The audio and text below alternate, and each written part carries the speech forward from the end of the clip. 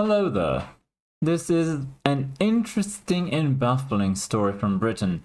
Essentially, their immigration system rewards people for very strange arguments. This Daniel Hanan guy is apparently a Lord of Kingsclear. I honestly don't know who he is, but he has a website with videos and books and stuff like that. Anyway, I found this post on X and it was kind of baffling. So, reasons for illegal immigrants to be allowed to remain in Britain. The Caribbean sun is too hot for my husband. My son doesn't like foreign chicken nuggets. One of my illegitimate kids is trans. And now, a failed asylum seeker can stay in the UK because she joined a Terry group. You know, the violent social change guys, let's say. The people who, in order to fight for an ideology or religion or something, go on and attack people. Yeah, she joined one of those. So it's a Nigerian migrant had her case thrown out 8 times before succeeding with claim that even the judge admitted was not honest. And this is it from the Telegraph. I looked for places where you can find this argument without having to sign up for the Telegraph, which I don't like. Anyway, so GB News has this article, failed asylum seeker finally granted right to stay in Britain on the 9th attempt after joining a Terry group to boost her claim. So the 49-year-old woman joined the indigenous people of Biafra in 2017, 6 years after arriving in the UK. The people of Biafra is IPOB, and that's the acronym. IPOB, which has been blamed for acts of violence against the Nigerian state, is banned as a terror organization in Nigeria but not in the UK. Upper Tribunal Judge Gemma Logran, something like that, ruled the woman had a well-founded fear of persecution, despite noting she wasn't honest about her political beliefs. The woman had submitted 8 different appeals after being rejected for UK residency over a 10-year period. Why is she still there if she was rejected 8 times? These include claims under Article 8 of the European Convention on Human Rights, which guarantees rights to a family life, and assertions such as she was a victim of trafficking. All were rejected before her 9th appeal, where she claimed persecution risk due to IPOB membership. She cited her attendance at IPOB protests and rallies, warning she could be disappeared if returned to Nigeria. The woman was supported by IPOB's UK-based medical director, who detailed her roles within the group. Lower Tribunal Judge Ian Burnett, initially rejected her claim, citing limited evidence of protest activities. However, Judge Logran overturned this decision, despite accepting the woman's IPOB involvement was not a true reflection of her genuinely held political views. Instead, she ruled there was a reasonable likelihood that Nigerian security services had identified her as an IPOB activist. So she's not really an IPOB member, but there's a reasonable doubt a reasonable likelihood that the Nigerian government could think she is, therefore she can stay. That's an interesting line of thought. It is clear from the country background evidence that the security services act arbitrarily and arrest, harm, and detain those it believes may be involved with IPOB without conducting an assessment, she said. So essentially, because they persecute innocent people, despite her being innocent, she could feel rather innocent of, let's say, the being an activist against the state.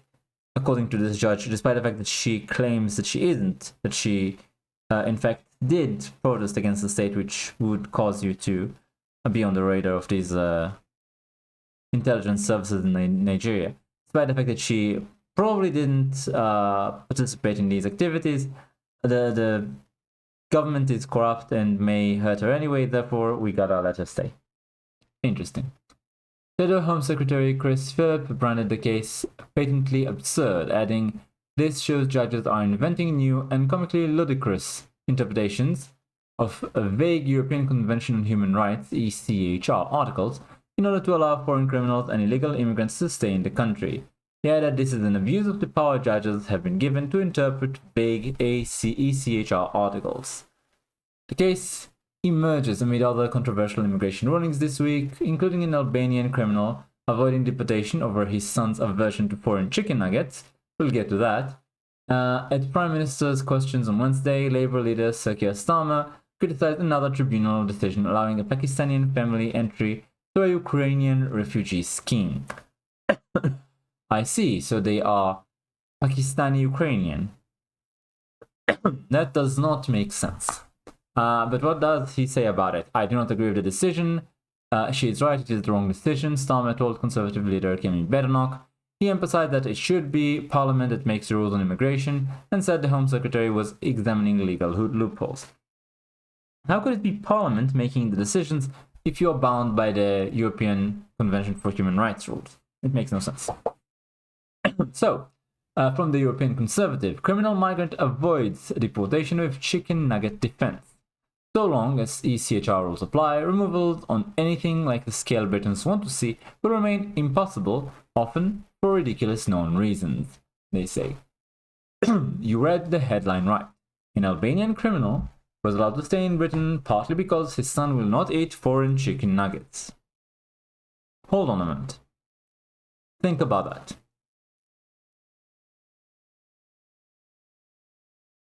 An Albanian criminal can stay in Britain because his son will not eat foreign chicken nuggets. Is this a joke? Are these judges for real? I mean, you take away their status as a judge and kick them to the curb in any reasonable country. What kind of idiocy, lunacy is this? Anyway, it says here, truly, the Labour government's attempt today to prove its worth on tracking illegal migration could not have got off to a worse start. And this is the Labour Party tweeting, with this Labour government, raids and arrests of those working here illegally have increased by 38%. We said we'd crack down on illegal working, we are. That is literally meaningless if you allow criminals to stay here for non-reasons. A report in today's Telegraph points to an immigration tribunal in which it was deemed unduly harsh for the 10-year-old boy to be forced to move to Albania with his law-breaking father because of sensory issues, the only stated example of which was the child's distaste for the type of chicken nuggets that are available abroad. The case was heard under the previous Conservative government, but remains a damning indictment of Labour's supposed efforts to clamp down on illegal border crossing, given that the judge's ruling was made possible because of the UK's attachment to the European Convention of Human Rights, ECHR, from which Prime Minister Keir Starmer says we will never withdraw. So, it doesn't matter whether it's Conservatives or Labour, they're both going to stay in the ECHR, and so long as you're there, well, this is the kind of rulings you get. Labour already been able to get some deportation flights off the ground and will use all the PR stunts at its disposal to claim we are putting an end to illegal migration, but so long as ECHR rules apply, removals on anything like the scale Britons want to see will remain impossible, often for ridiculous non-reasons. Hence, Reform leaders Nigel Farage's comments to European Conservative this month that in order to get serious on border security, the first thing that you have to change do is change the law, get rid of this ECHR. Robert Bates, who is research director at the Centre for Migration Control, also told this publication today that whatever Labour's attempted distractions, or as he put it, efforts to pull the wool over our eyes, suggest, the British public aren't fools. They can see the hotels full of young men, the pictures of the boats, and the sketchy businesses with untoward hiring practices. All representations of state failure. So, we need a clear out of all immigration tribunal judges. That's what the Conservatives want. This is another case. The judge gives Gazans the right to settle in the UK. Basically, you have a family of 6 seeking to leave Gaza and join a brother in Britain, applied through a scheme meant for Ukrainian refugees, and originally refused on the grounds their case was outside the program's rules. Understandable, given that they are Palestinians, not Ukrainians, but a report in the Telegraph reveals that this decision has since been overturned by an upper tribunal judge, the son of a former anti-Israel Guardian journalist, on the basis of their right to a family life under the European Convention on Human Rights, the ECHR. This judge said Alp Mehmet of Migration Watch UK epitomizes the thinking of our courts and judges when it comes to immigration and asylum. They see themselves as the ultimate decision makers and guardians of the rights of migrants and asylum seekers. The rights of the British public, who foots the hefty bill, are overridden and trampled on with alacrity. This is Richard Tice MEP. We do not want more pro-Hamas anti-Semitic attitudes being brought into the UK, said Reform Chairman, noting that other Arab nations will not accept them, and nor should we. That's true. There were attempts to house them in Egypt, in the Sinai region, ended badly. They tried to overthrow the government and did terrorist stuff, and they were kicked out. Then Jordan also tried to accept them and had something similar happen there. So nobody wants anything to do with them, honestly. I wonder why. So yeah, am I surprised that the right-wing people in Britain, by which I mean people who can notice reality and don't want things to become worse in their country, are not keen on allowing these particular migrants especially to get in? Unfortunately, it's not up to them. Keir Starmer said that the ruling was wrong, but he's unlikely to be able to overturn it. The ruling is further proof that Starmer's migration rhetoric is of little to no worth, while ECHR rules continue to apply, not that any more proof was needed. Although they do make a point of saying that the government is within its rights to democratically withdraw from the ECHR if it so wishes. So the power is there, but nobody will use it. And of course, this is an old article from 2024, but just to illustrate, Kemi Badenoch says that she would not withdraw from the ECHR. I believe that's the essence of what she's saying here. One of the two contenders to be the next leader of the British Conservative Party refused to commit to a measure many say is essential to tackling illegal migration. Alleged darling of the right, Kemi Badenoch, hinted at the leadership hustings yesterday that the biggest weakness of her rival, Robert Jenrick, is his opposition to Britain's membership of the European Convention on Human Rights, ECHR. So, this woman, who is herself of migrant descent, is saying that it's a very bad idea to be opposed to the ECHR. And she's the leader of the Conservatives. Can you imagine why people wanted 0 seats for the Tories? Why they basically lost all support despite the fact that the voters didn't move anywhere else? And you had 60% of the parliament go to the Labour with 20% of the votes, 20% of the voting public backing them, 1 in 5. 4 in 5 Britons do not vote for Labour, but 60% of the seats are Labour. This is insane. This is a total failure of the Tories, who are the major rival of the Labour. I wonder why. Maybe because you do not present any opposition and in fact you have the same policies. You're just slightly less blatant and hateful towards the public about it. That's all. It's just Keir Starmer is very, very blunt with his two-tier society. And the Tories basically tried to hide it under a veneer of conservative thoughts and actions. They didn't actually follow through. Their actions were very meaningless and performative, and their words were basically very disappointing as well. It's not as though they promised you the world. They just weren't quite as blunt in saying that they hate you because you're a racist and you deserve it, essentially, as Starmer and his government are doing. But for the most part, I'd say that they were very similar. Okay, two-tier Keir is more broad in his application of hate speech laws and a bit more brutal. But can I say that he's really that much worse?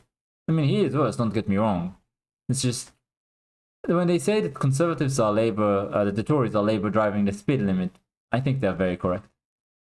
There's literally no hope for change under Kemi Badenoch, and honestly, any candidate that could usher in change would be kicked out of the Tories by the party bureaucrats anyway. So I definitely do not believe that the Tories are capable of creating the needed change. Honestly, Nigel Farage, as much as I appreciate what he did on Brexit, I think he's completely insufficient too.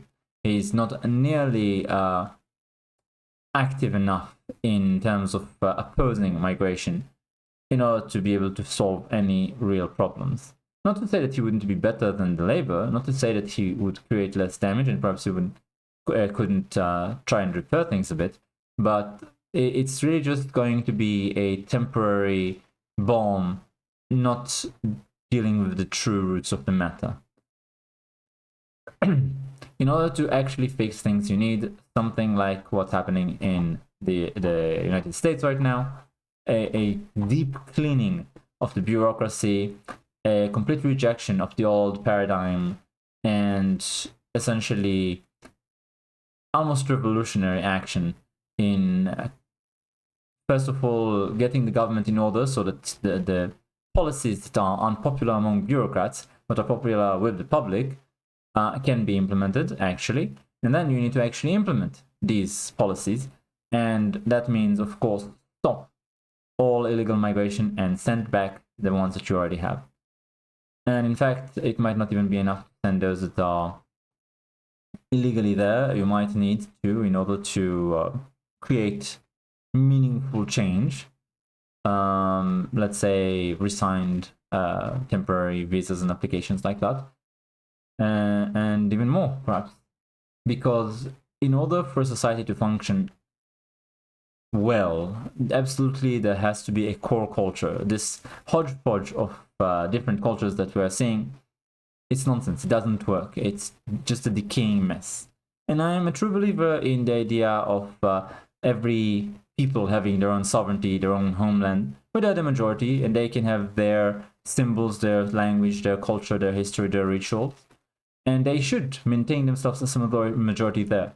You know, there's so much we learned in high school about history, specifically of our people, the Jews, where basically we were wanderers and we were kicked around by this group and that group in Europe and in the Middle East.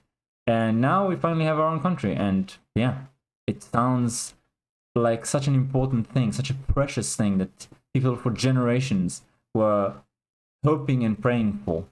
How could you bear to give that up? What for? Because someone called you a racist? It makes no sense at all. It's such an asinine reason to give up this very precious and wondrous gift that is a homeland, where you can be the majority, when your people's interests are first, when your culture is everywhere, and your history, and just throwing it all in the trash can on the basis of, well, it would be racist not to do so. Because, you know, we had an empire once.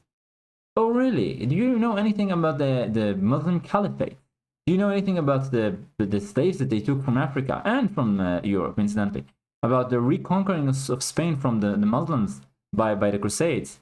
It's just, there were Indian, empires. There were empires all over Asia, all over most of the world, essentially, had empires and imperial powers and conquests. And slavery, incidentally. It's just modern morality that condemns these things. And it's basically the modern history that has the domination of the European nations specifically. Before that, there were many others that ruled and won and conquered and enslaved. Does anybody else have to make amends for their past? No, it's only the Europeans, because they are the most recent ones and we just forgot about all the rest. That makes no sense. The first empires in history to turn to soft power, meaning cultural and economic influence, over hard power, meaning conquering you and having boots on the ground, and perhaps even, like the Chinese did, replacing you. What they did in Taiwan and Tibet, basically moving some of the population out and moving some of their people in, so that the place just becomes ethnically Han-Chinese after a couple of generations, to basically completely conquer it with no hope of return, because the population living there will be the same as the one in China itself. You'll just be part of the empire. They have numbers to just devour you that way. And of course you have the Middle East, where, you know, the Muslim Arabs in their conquests killed off the men and did what they did with the women. And you know, you have Arabs all over the Middle East now. There's definitely been much, much worse empires than the modern Western empires, as imperfect as they are, and with all the moral stuff that they've done, and they have done, both under Republican presidents and Democrat presidents. The US has done a lot of bad. And the same could be said for many other European nations when they were in power. But they've also done some good, and they have been the least oppressive global hegemons the world has ever seen, let's say, and the most beneficial. They've shared the most in terms of culture, technology, etc. That we've ever seen. Nobody else has given as much in terms of knowledge to the people that they defeated as the Europeans did. And for that, they basically have been forced to give up their homelands to atone. And now the leader of the conservatives in Britain is basically a black woman from one of those countries that people are coming into the UK illegally from and essentially colonizing it. And look at that, she's against leaving this ECHR so that you could deport these people. Surprise, surprise. And you might be saying, well, you're being racist, you're being sexist here. I honestly would like to see someone from that culture turn around and say, you know what, we need to close all the loopholes. I'm going to be very strict on migration, and this is how I'm going to do it. I haven't seen it, you know? I haven't. I've seen, to some extent, I believe that Reform had Ben Habib, who was pretty good on migration compared to the others, but still not, in my opinion, enough. But for the most part, people from these backgrounds are more loyal to their ethnic group than to the country they immigrated to. And besides, the people who keep telling us about how important representation is, maybe they should consider that the majority need to be represented in their own government a bit. Maybe. It's only representation is only good for minorities and for the rainbow crowd and for women. Now that's the way the left looks at things. Because they hate you for being European, they hate you for being straight, for being male. And this is absolutely one of these cases where I think it's just natural in humans to be loyal to their group, to be tribal. It's a natural part of the human psyche.